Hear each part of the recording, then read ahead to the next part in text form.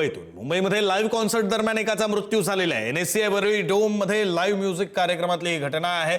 तर वृषभ गांगुर्डे असं मृत्यू झालेल्या तरुणाचं नाव आहे। 28 वर्षीय वृषभ माहीमचा रहिवासी असल्याची माहिती आहे। अति प्रमाणात मद्यप्राशनामुळे मृत्यू झाल्याची माहिती आहे। कॉन्सर्टमध्ये गर्दीनं गुदमरल्याचं समोर आलं।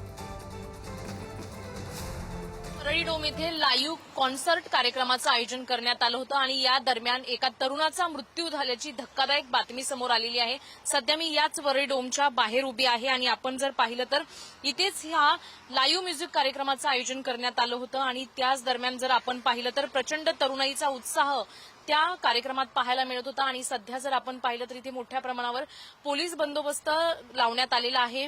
पोलीस तपास देखील अधिकचा करत आहे। विशेष म्हणजे आपण जर पाहिलं तर गेल्या काही महिन्यांपूर्वी गोरेगाव नेस्को सेंटरमध्ये देखील असंच पार्टीचं आयोजन करण्यात आलं होतं आणि यामध्ये 2 तरुणांचा मृत्यू झाल्याची धक्कादायक माहिती समोर आली होती। तीही ड्रग्ज घेतल्यामुळे तो मृत्यू झाल्याची माहिती होती। मात्र आता वरळी डोममध्ये ज्या ह्या लाईव्ह म्युझिक कार्यक्रमाचं आयोजन करण्यात आलं होतं यामध्ये एक तरुण आणि तरुणी गुदमरल्याचं समोर आलं आणि त्यानंतर तरुणाचा मृत्यू झालेला आहे।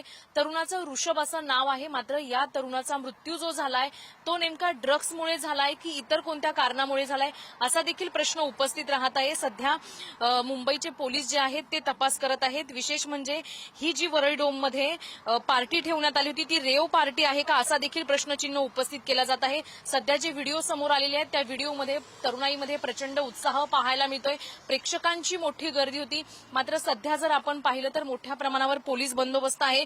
पोलीस अधिक तपास करत आहेत। मात्र आपण जर पाहिलं तर गोरेगाव असेल किंवा पुण्याचं प्रकरण असेल अशी विविध प्रकरणं समोर येतात आणि त्यामध्ये आता महाराष्ट्रात खळबळ माजलेली पाहायला मिळते। भीतीचं वातावरण आता मुंबई शहरात पसरलेलं पाहायला मिळतंय।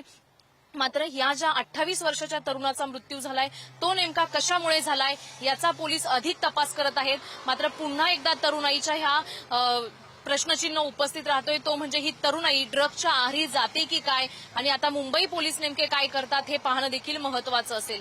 कॅमेरामॅन सुरेशसह शिल्पा नरवडे, पुढारी न्यूज, मुंबई।